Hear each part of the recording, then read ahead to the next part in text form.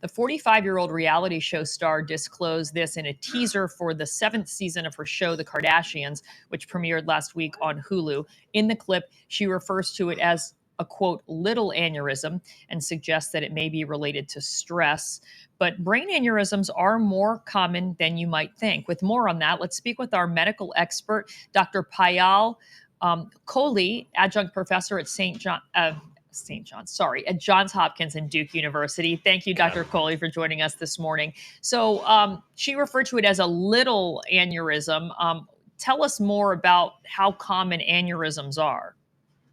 Good morning to you all. So aneurysms are essentially a bulging or ballooning of the wall of the artery. And they can in fact happen in any artery in your body. They most commonly happen in the aorta, which is that big blood vessel that carries all the blood out of our heart. But if they happen in our brain, they can be called cerebral aneurysms or brain aneurysms.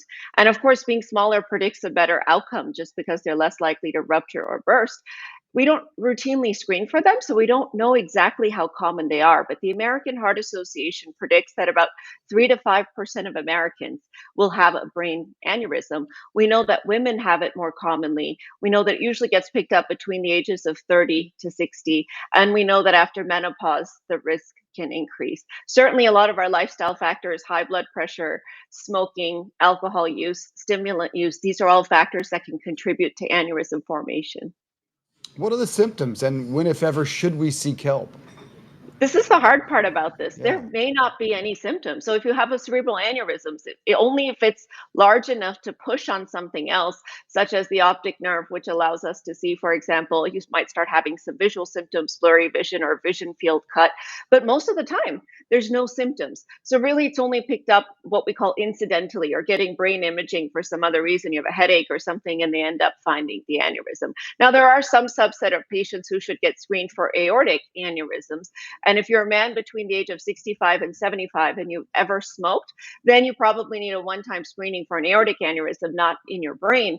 But for most of us, we don't need to be screened if we're average risk. Now, if we have a family member who's had an aneurysm, so Kim Kardashian's family members, for example, and they have another risk factor, or you've had 2 or more family members without any other risk factors like high blood pressure or smoking or anything like that, then you probably do need to get screened with an MRI that looks for that bulge.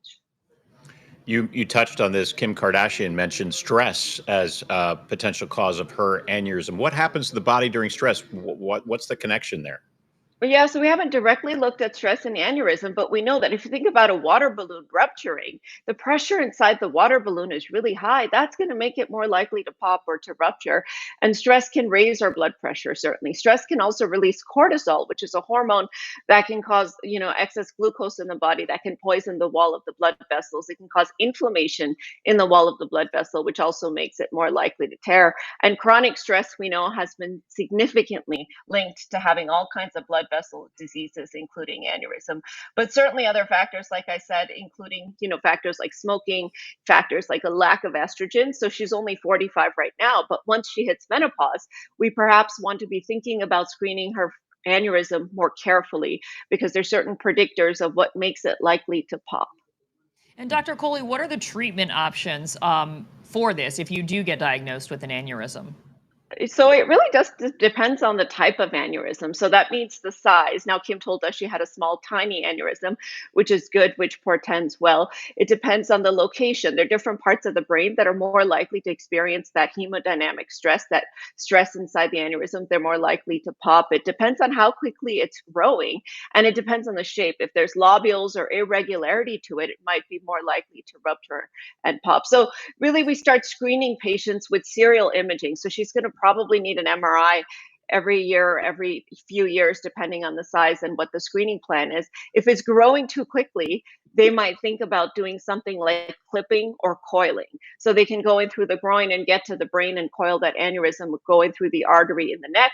Sometimes they'll do an open surgery, but that's usually unlikely. These days, they do minimally invasive options. If they decide that it's high enough risk for rupture that they need to actually take care of it, they either cut it off or they coil it. If you do get an open operation, you might end up getting a graft inside to make sure you have, an intact blood vessel if it does pop. Dr. Payl Kohli, thanks for being here once again on Connecting America. We really appreciate it.